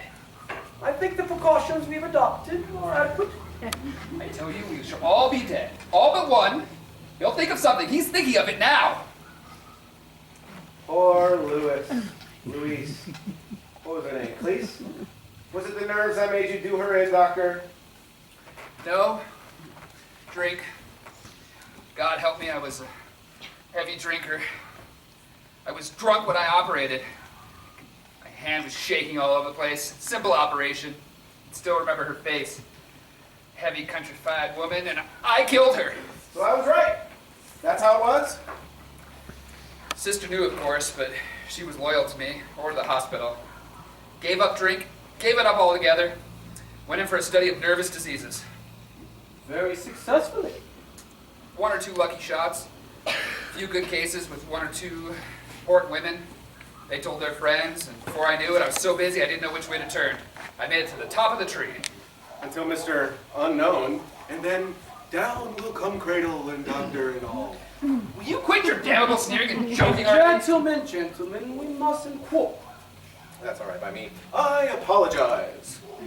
It's this inactivity that's getting on my nerves. We are adopting, I feel convinced, the only measures possible. So long as we remain together within each other's sight, a repetition of the tragedies that have occurred is, well, it must be impossible. We've all submitted to a search. We know that no one is armed with a gun or a knife. We know that nobody has any cyanide or drug on their person that's of any type.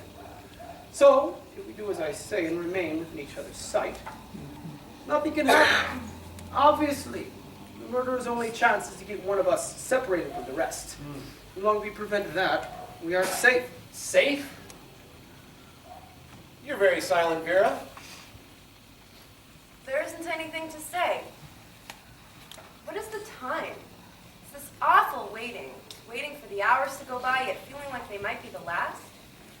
What is the time? 8:30. Is that all? Awful light, this. How are the candles holding out? Got a whole packet in the kitchen, but I think the storm's starting to blow over. What do you think, Sir Lawrence? We mustn't be too optimistic. Murderer's got everything on his side. Even the weather is falling in with his plans. What do you say we get something to eat? Well, if you'd like, I'll go out and open some tin tongue and make some hot coffee, but you all stay where you are. That's right. Isn't it? Not quite. You see, Miss Claythorne, it may be inadvisable for any of us to eat or drink anything that you have prepared out of our sight. like me, do you? It's not a question of like or dislike. You know, there are very few tricks that will get past you, Sir Lawrence. You know, if you won't be offended by my saying so, you're my fancy. Captain Lombard, this is hardly the time for any of us to indulge in the luxury of taking offense. Well, I mean, I don't think it's lore. I mean, I could be wrong, but I just don't feel you have the imagination for the job. If you are the criminal, I take my hat off to a damn fine actor. Why, thank you very much. For nothing. And I don't think it's the doctor. I don't believe he's got the nerve. You have got plenty of her nerve, Vera. But on the other hand, you strike me as eminently sane. Therefore, you'd only do murder if you had a thoroughly good motive. Thank you. I've thought of something. Splendid. Animal, vegetable, or mineral? This man says that he's a police officer. But how do we know that's true? But We don't know anything about it. When he arrived, he was telling everyone he was a millionaire from South Africa. But what if the police officer is another impersonation? But we know nothing. Well, he's a policeman, all right. Look at his feet. come on, Captain Lombard, that's not fun. Well, now we know where we are. Oh, and by the way, Miss Claythorne suspects you, Doctor. Oh, yes, she does. Haven't you seen her shoot a dirty lip from time to time? It all works out so prettily. I suspect Sir Lawrence. Blore suspects me. Armstrong suspects Blore. What about you, sir? Quite early in the day, formed certain conclusions. It seemed to me that everything that occurred, quite unmistakably, pointed to one particular person. I'm still of the same opinion. Which one? Well, no. I think it would be inadvisable to mention that person's name at the present time. Inadvisable in the public interest. Exactly, in the public interest. So what about that food idea, huh? Come on. No, we should stay here. We're safe here. I can't say I'm hungry. Yeah, I'm not ravenous myself. You can go out and have a guzzle by yourself, Blore. Thank you. Tell you what, I'll just go out and bring in a tin of biscuits. How's that? Good idea. Oh, Blore. Yes? An unopened tin, Blore. Well, it's just all right. It's just the wind making the curtains rattle. Curtains. I wonder what happened to that bathroom curtain that Rogers was missing. You know, by the wildest of stretch of imagination, I cannot imagine what a homicidal lunatic wants with a scarlet oil silk curtain. Well, things have been disappearing. Miss Brent lost the sky in a knitting wall. So, the murderer, whoever he or she is a kleptomaniac, too. Well, how did it go again? 5 little soldier boys. Going out for law. Once got in chancery. In chancery. Like chancery court. But how could that apply? Unless, of course... Precisely, dear young lady. That's why I'm sitting right here. Ah, but I'm casting you in the role of murderer, not victim. You could apply that term to a boxer. Oh, well, then maybe we ought to start a free fight. That seems to leave you out, my dear. It's this awful rhyme. It keeps going round and round in my head. I think I'll remember it until I die. Mr. Blore's a long time. Oh, I suspect the big bad wolf has got him. Captain Lombard, I've asked you before to try to restrain your peculiar and rather infuriating sense of humor. Sorry, sir. It must be a form of nervousness. All right. Put your hands up. Search him. Oh, God.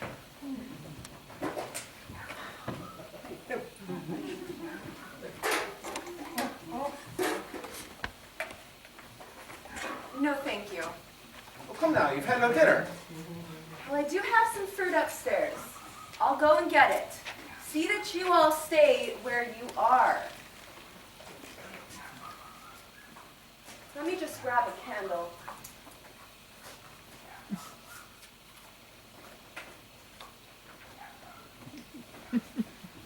These biscuits are pretty good. What are they? Soy? Rice crackers from Red Mountain. That girl ought to have some. Our nerves are in a terrible state. Doctor, I don't agree with you on that. Miss Claythorne strikes me as a very cool and rather resourceful young lady. Quite remarkably so. So that's your idea? That she's the guilty party? I hardly think so. Woman? Doctor, you and I see women from very different angles. Alrighty then. How about a spot of whiskey, huh? Good idea, providing we tackle an unopened bottle. Yeah.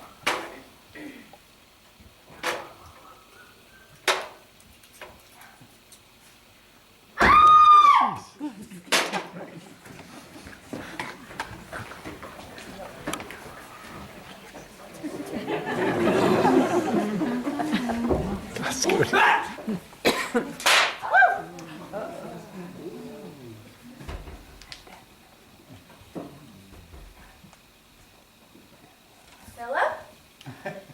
Philip? Where are you? I've lost you, Philip. Philip! Philip! Here I am. Can't we have some light? It's awful in the dark. You don't know where you are. You don't know where anyone is. It's that damn draft on the stairs blowing the candles out. Here, I got a lighter.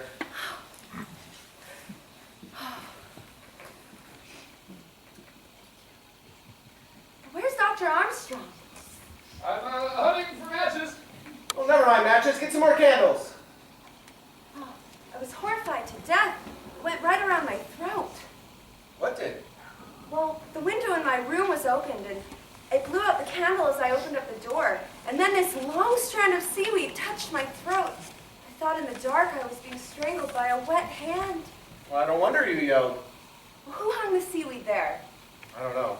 But when I find out, he'll be sorry he was ever born. Who's that? No way, Miss Claythorne. It's only me. There we go. Here's some more light. Hey, who fired that shot?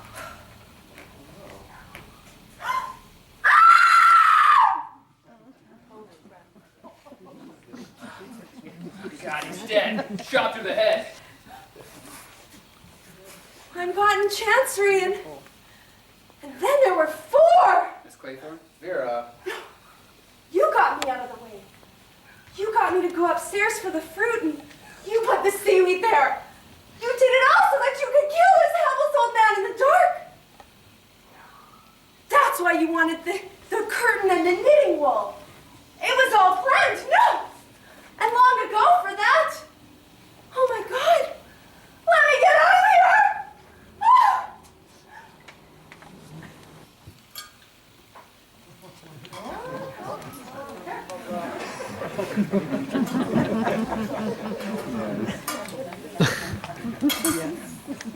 Three little soldier boys sitting in a row, thinking as they guzzle who's the next to go. Oh, Philip. I don't mind joking on a full stomach, Miss Claythorne. I was wanting that meal. I must say, I was hungry. But all the same, I don't think I shall ever fancy tin tongue again. Oh, we've gone nearly 24 hours without food. That's lowered the morale. All the same, in the daylight, everything does seem different. Don't forget, there's still a dangerous homicidal lunatic somewhere loose on the island. Why is it one doesn't feel jittery about it anymore? Because we know now, beyond any possible doubt, who it was. Abelor? That's right. It was the uncertainty before. Watching each other, wondering which.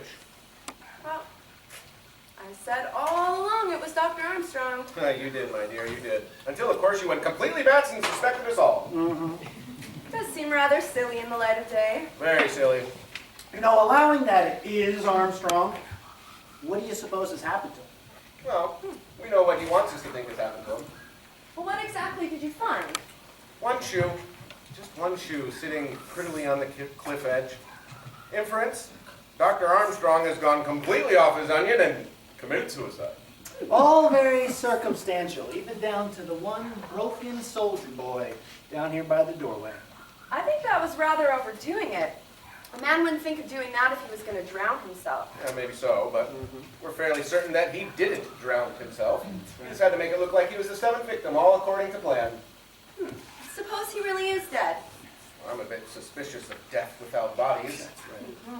How extraordinary to think that there are 5 dead bodies and there And we've been eating tin tongue. Oh, the delightful feminine disregard for the truth. There are 6 dead bodies, and they are not all in there. No, she's right. There's 5.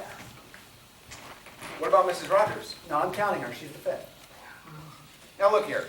Marston 1, Mrs. Rogers 2, General Mackenzie 3, Rogers 4, Emily Brent 5, and Wargrave 6.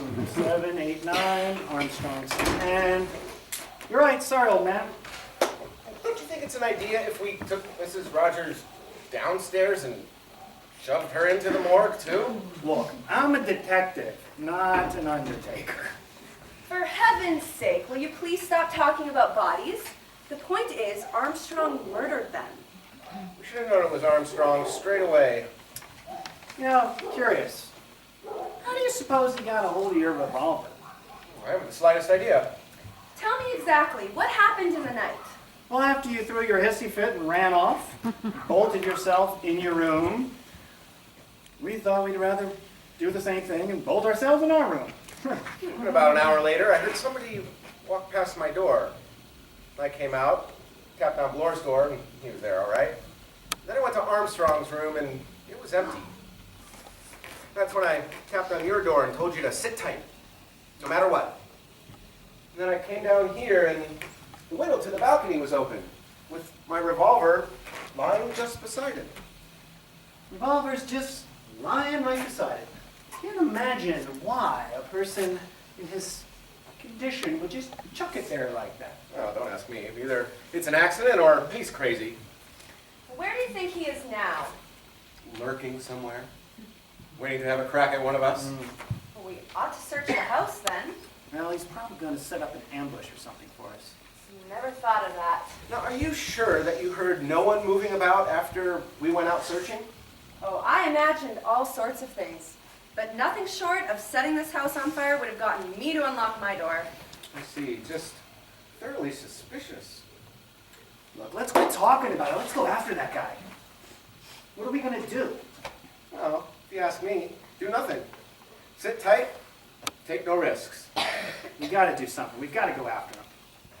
What a dog of the bulldog breed you are, Blor. Say, between friends and without prejudice, you did go in for that little spot of perjury now, didn't you? Well, suppose might as well admit it now. Yes, Lender was innocent.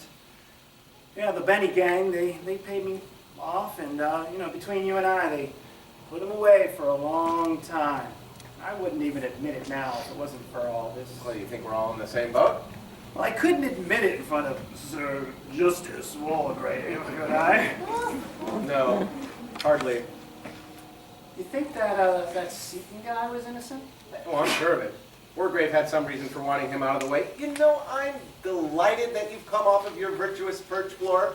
I hope you made a tidy bit out of it. God, not as much as I should have. The Danny gang was cheap. But I did get my promotion.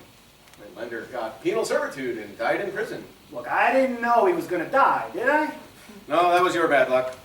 You mean his bad luck? Well, yours too. Because as a result of the fact that you may have your life cut short unpleasantly soon. You mean Dr. Armstrong? Don't worry. I'll watch it. Oh, you'll have to. Only 3 little soldier boys there. No, what about you? I'll be all right. I've gotten out of tight places before, and I mean to get out of this one. Oh, and besides, I've got a revolver. Yeah, that revolver.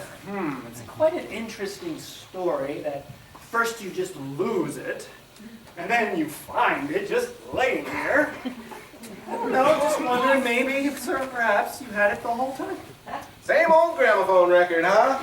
Only room for one idea at a time in that head of yours, huh, Blor? Yeah, but it's a good idea, Lombard. You're sticking to it. Look, I would have thought of a better story than that, that's all. Well, I only had to come up with something simple enough for a policeman to understand. What's wrong with the police? Well, nothing now that you're off the force. Look, if you're telling the truth like you pretend to be... Oh, come now, Blor. Neither of us tell the truth. Look, if you're honest, you'll do the right thing and chuck that revolver into the ocean.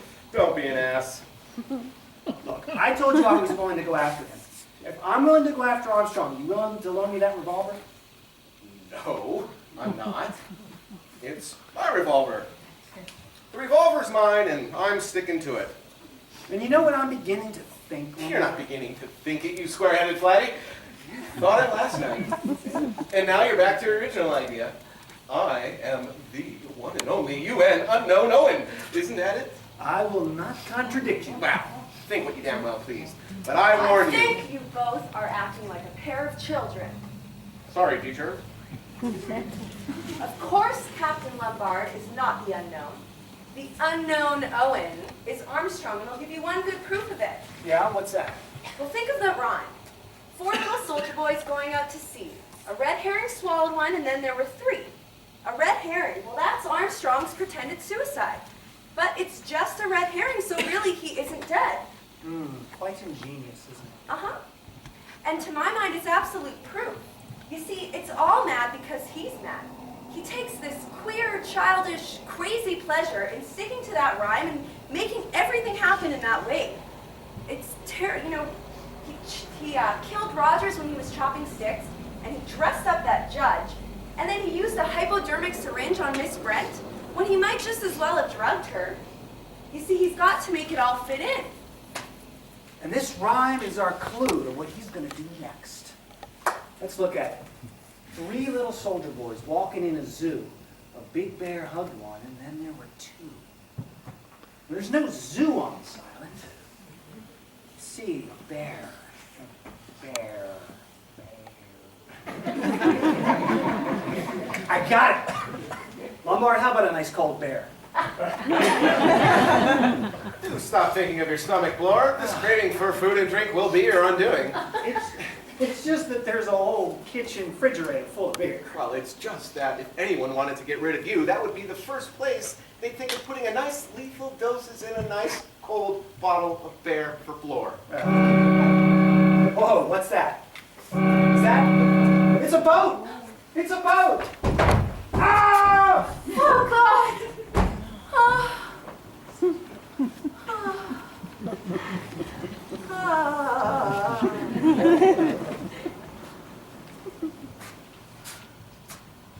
Blore got his. How? It was a booby trap. The wire all set across the patio attached to something above. Is he? Oh, yes. Head stove in.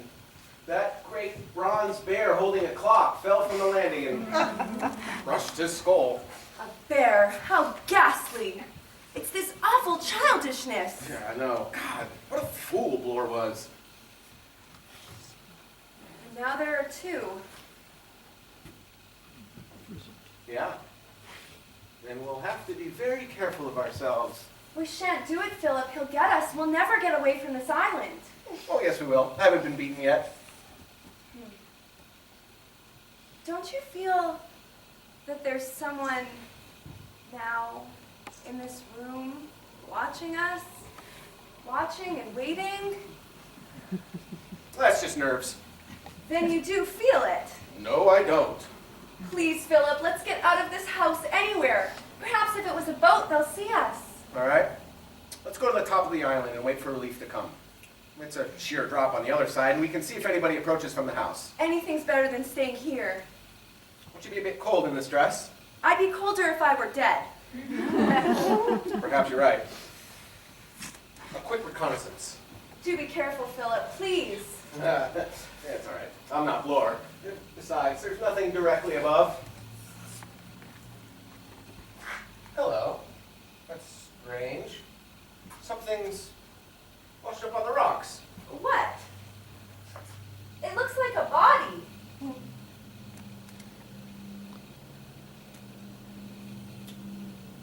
You better wait in there. I'm gonna go have a look.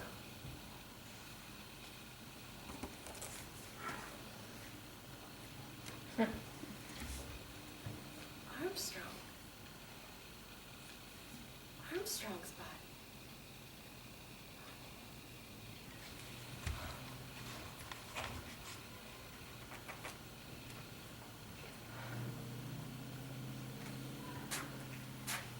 It's Armstrong. Dead. Washed up at high water mark. So there's no no one else on the island. No one except us two. Yeah. Now we know where we are. Now we know where we are? It's a very clever trick of yours with that wire across the patio. Old Wargrave always knew you were dangerous. You can't believe him! So you did drown that little boy. I didn't! That's where you're wrong! I never killed that boy! It was someone else. Well, I'm listening. Better make it a good story. It isn't a story, it's the truth! I didn't kill him. I'm telling you, it was someone else. Who? A man. Peter's uncle. I was in love with him. This is getting interesting. Don't sneer! It was hell. Absolute hell. He told me that he loved me, but that he was too poor to marry. Peter was born before his father's death, and if he'd have been a girl, he would have gotten everything. The well-known tale of the wicked uncle. Yes, he was wicked, and I didn't know it. Like I said, he just told me that he loved me, but that he was too poor to marry, and there was this rock far out that Peter was always wanting to swim out to. Of course, I wouldn't let him. It was dangerous. But one day while we were on the beach, I had to go back to the house for something I'd forgotten, and when I got back, I looked out and saw Peter swimming up to that rock, and he hadn't a chance. The current had already gotten him. I flew down to the beach, and Hugh tried to stop me. "Don't be a fool," he said. "I told the little ass he could do it." Go on, this is interesting. I pushed past him. He tried to stop me, but I got away and I rushed down.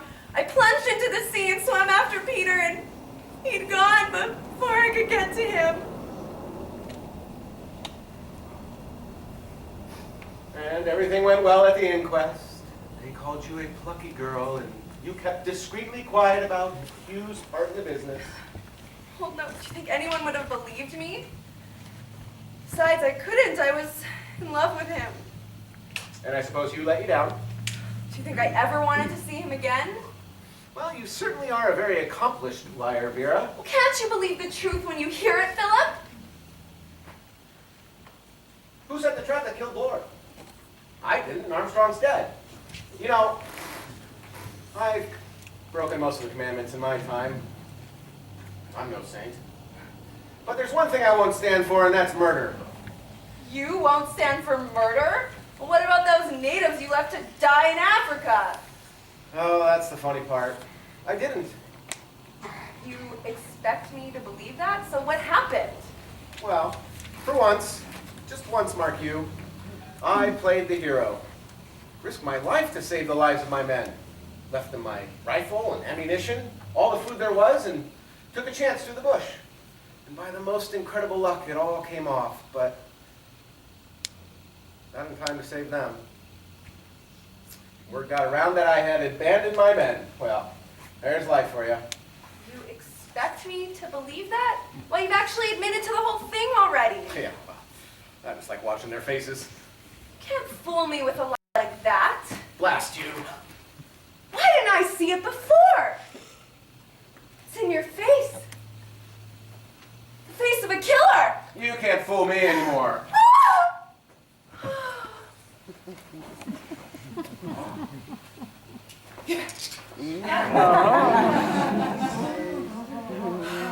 Clever little devil. You take one step closer, I'll shoot! You. Young. Lovely.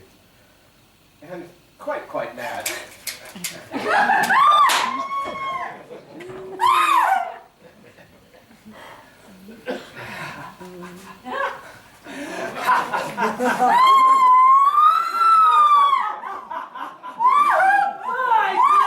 It's all come true. My 10 little soldier boys rhyme. My rhyme!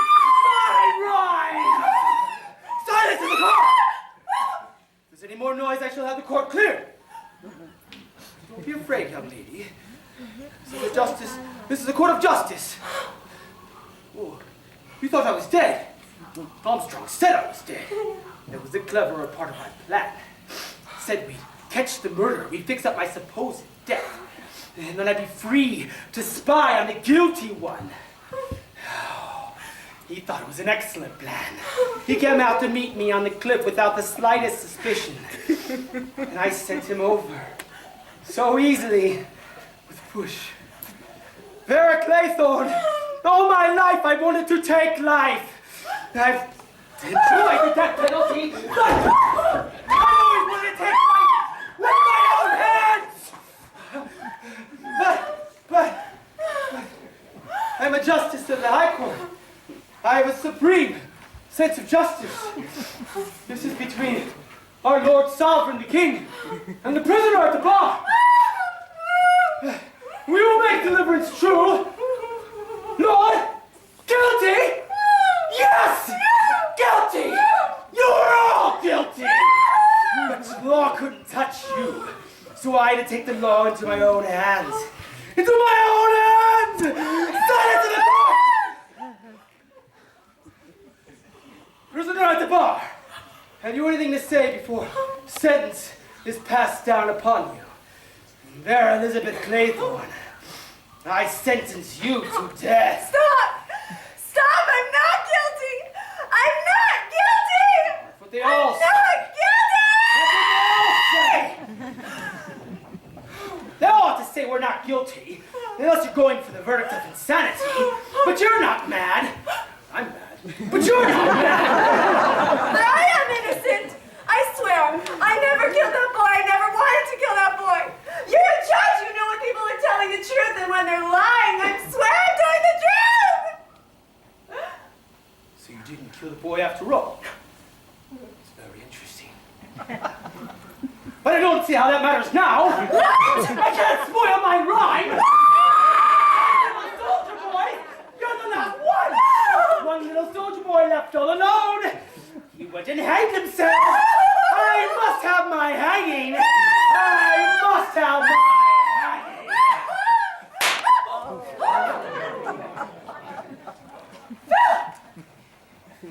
I'm all right. I thought you were dead. I thought I killed you. Thank God women can't shoot straight. Oh, at least not straight enough.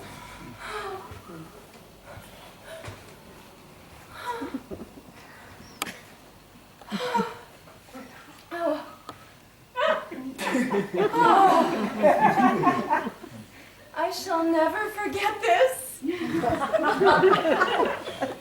Oh, yes, you will. You know, there's another ending to that 10 little soldier boys rhyme. One little soldier boy left all alone. We got married, and then they were done.